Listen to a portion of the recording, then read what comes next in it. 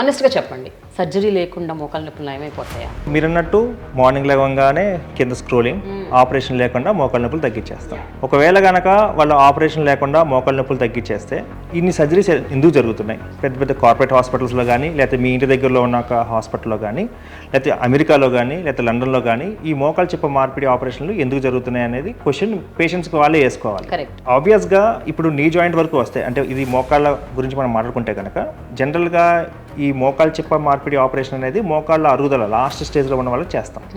మనకి కంప్లీట్గా 4 స్టేజెస్ ఉంటాయి. లాస్ట్ స్టేజ్లో వాళ్ళకి ఎప్పుడైనా సరే సర్జరీ తప్ప వేరే మార్గం అయితే లేదండి.